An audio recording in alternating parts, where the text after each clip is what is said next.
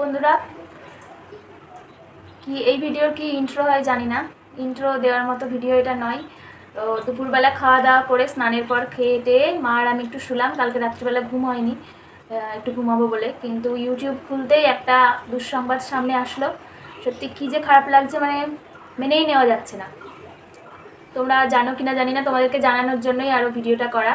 আলপনা Ruby channel আছে না, সেই যে একটা জেঠিমা আর একটা দিদি ভিডিও বানায়, তারপরে দিদির বরটাও বানায় কমেডি ভিডিও। তোমরা সবাই চেনো, আমাকে আর কজন চেনো, কিন্তু সবাই চেনো। অল্প দিনের মধ্যে আমরা ওদের ভিডিও একদম পপুলার হয়েছিল। হ্যাঁ, খুব খারাপ লাগছে। তো অনেকদিন সামনে আসছিল না ভিডিও, মানে ভিডিও বানানো বন্ধ করে দিয়েছিল দিদিটা।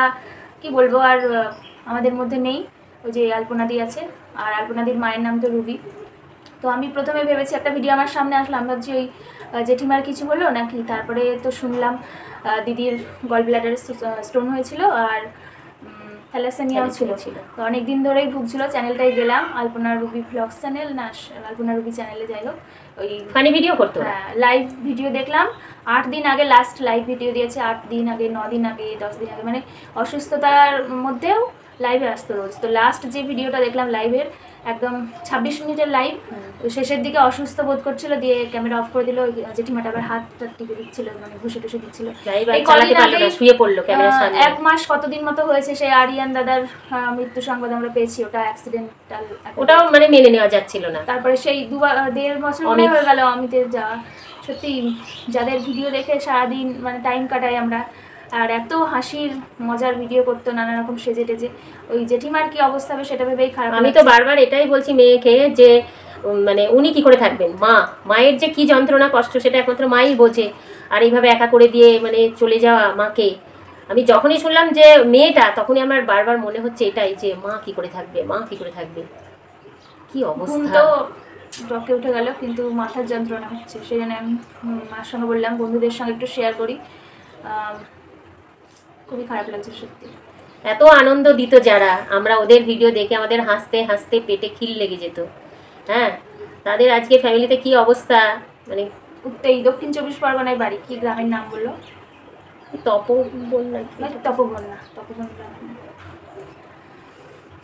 মানুষ এইভাবে কেন হঠাৎ হঠাৎ চলে যায়, মানে এগুলো মেনে নেওয়া যায় না। বয়স তো এত, আমার থেকে মনে হয় 2-1 বছরের বড় হবে। হ্যাঁ, বেশি বয়সও না মেয়েটা, তোমরা তো দেখেছো, অনেকেই জানো চেনো। তা আলপনা আর আমাদের মধ্যে নেই, আর আমাদের হাসাতে আসবে না এইভাবে।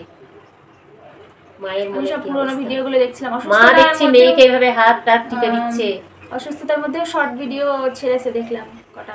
আর অসুস্থতার মধ্যে ওর মায়ের কথা বারবার বলছে, যে মায়ের হার্টের প্রবলেম, মায়ের শরীরটা ভালো না, খুব সাদামাটা খায়, ওরা নিরামিষই খেত। আমাদের ঠাকুরের ভোগ দেয়, ভগবানকে ভোগ দিয়ে তারপরে সাদামাটা খায়। বলছে একটা তরকারিতে একটাই লঙ্কা দেয় ওরা। এইরকম খাওয়া দাওয়া করে থাকতো, সাধারণ জীবনযাপন, কিন্তু মানুষকে আনন্দ দেওয়াই ওদের ছিল কাজ। এত খারাপ লাগছে জামাইটার জন্য। না, বাড়িটাও বানাতে পারেনি এখনো, তবে খুবই অল্প দিনে ওরা মানে ভাইরাল হয়েছে। তোমরা সবাই দিদির আত্মার শান্তি কামনা করো, আমরাও করছি। হ্যাঁ, সত্যি তাই। উনি যেন, ওনার আত্মা যেন ভগবানের চরণে যায়। সবাই তোমরা প্রে করো।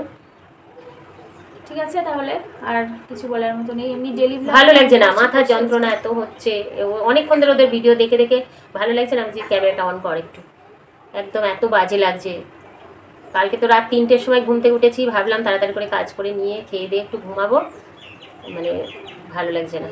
ঠিক আছে, নতুন কোনো ভিডিওতে দেখা হবে। আর কি বলবো, ওর আত্মা যেন শান্তি পায়, ভগবানের চরণে যাক। তোমরা সবাই প্রে করো ভগবানের কাছে। হ্যাঁ।